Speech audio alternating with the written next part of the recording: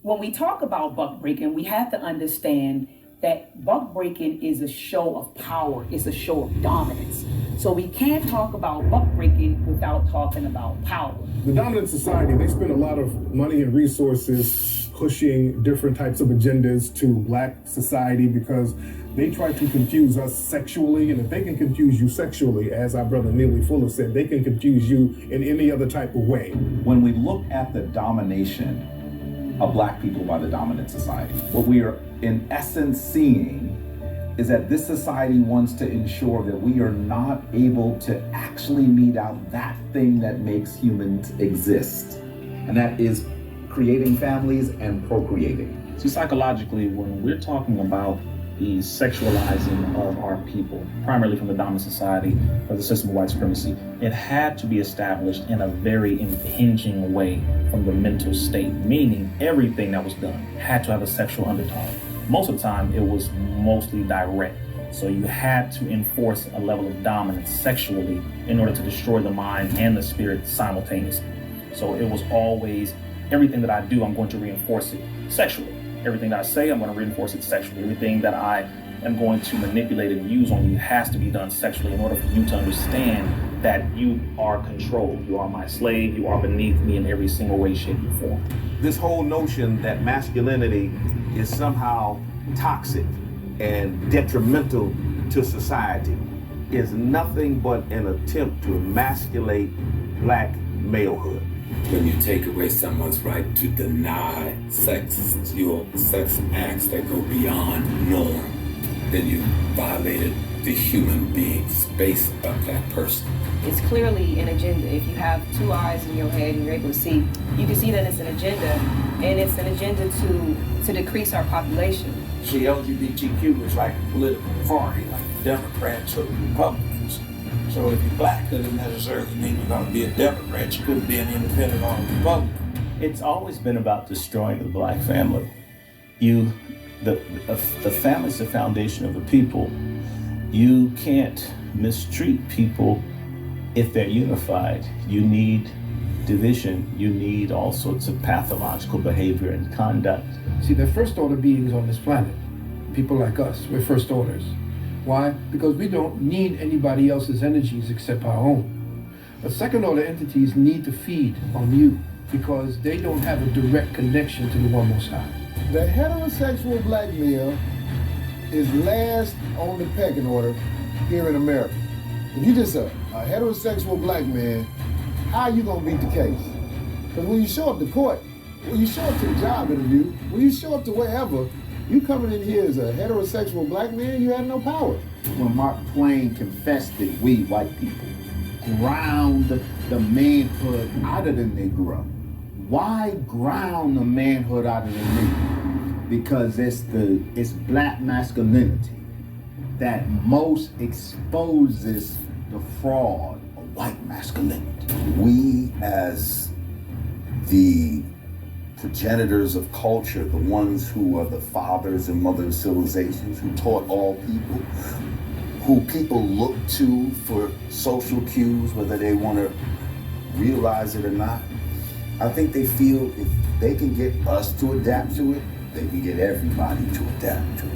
If anybody should have a problem with European males, it should be the European female. Because everything the European male has ever learned to do to us, he first practiced on his own woman. We need resources in education, we need resources in labor, we need resources in politics, we need resources in medical, we need resources in so many things, but they ignore that and they put millions and even billions of dollars to tell us that you need to really embrace your LBGT side. So these people have an agenda, and it's up to us to understand what the agenda is.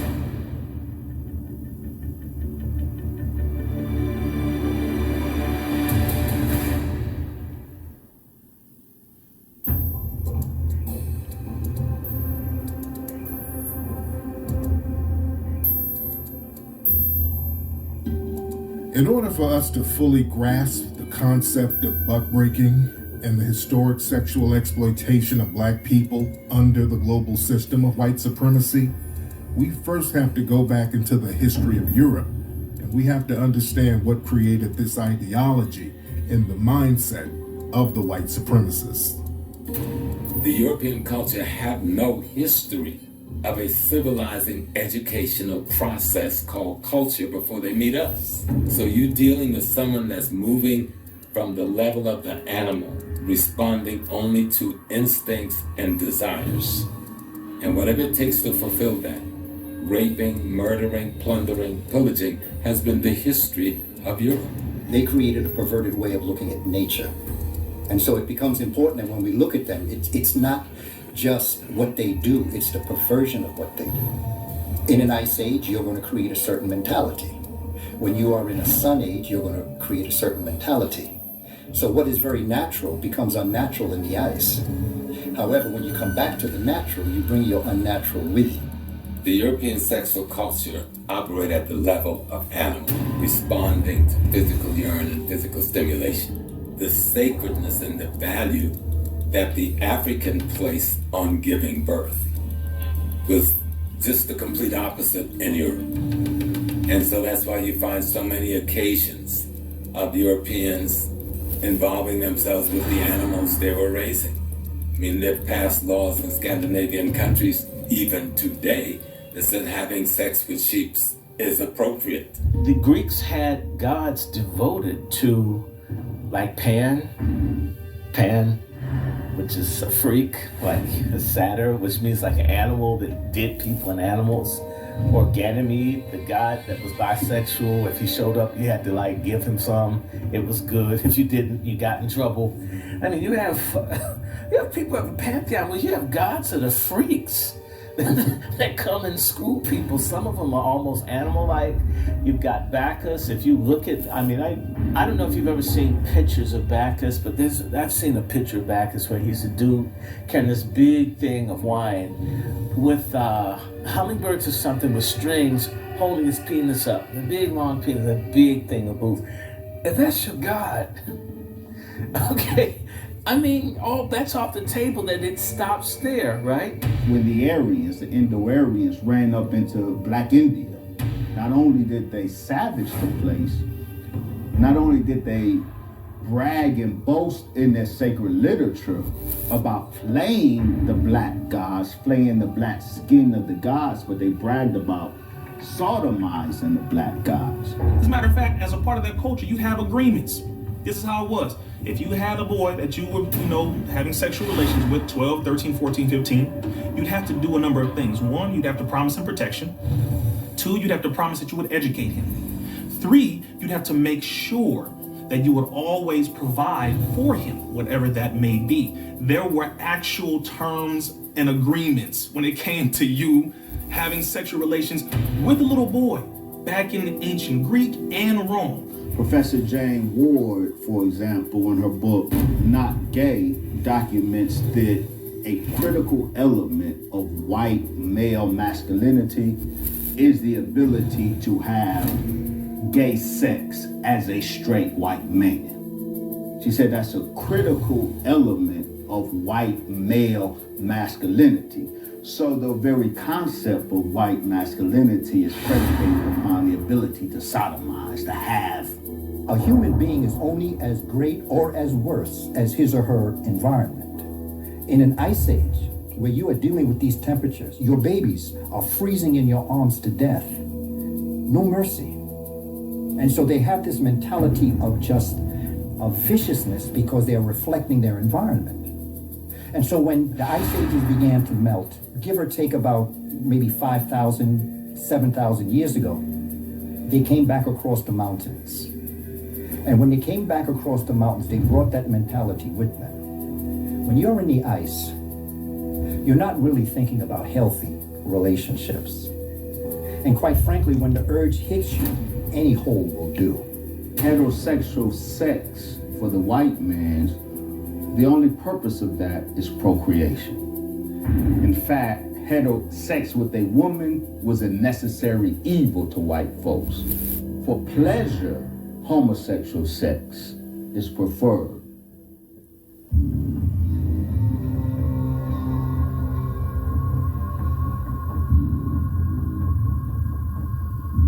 When When Europeans ventured out and first began to interact with black society, there was a notable contrast of sexual behavior between these two cultures. Typically, when people talk about buck breaking, they start on the plantation and they begin with the sexual abuse that our ancestors suffered on the plantation. But that sexual abuse started in West Africa when the Portuguese first encountered the West African men and women. When we see all of the statues of naked Greeks and Romans with their extremely small penises, I think that we have to recognize that in some ways they are trying to emulate the African comfort with our bodies, but because this is not something that is native to their cultural norm, it begins to be misshapen. What man from what ethnic group can stand up against a black man toe to toe in manhood? Nobody. Especially the European, who is at the bottom of the totem pole when it comes to genetic stability.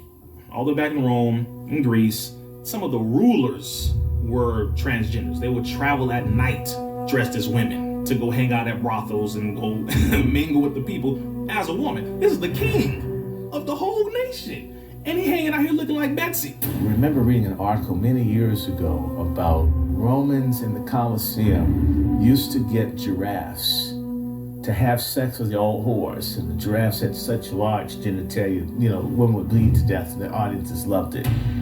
When white Arabs began to gain control over parts of black society, there was an immediate attack on black male sexuality, and an early form of buck breaking, the castration of black males and turning them into eunuchs, began to happen on a regular basis.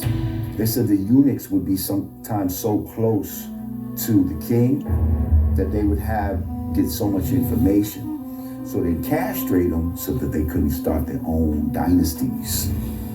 Okay, they couldn't go out and now impregnate somebody with this king knowledge. They would castrate them by cutting off their testicles and their penis completely because of population control and due to them not wanting them to procreate.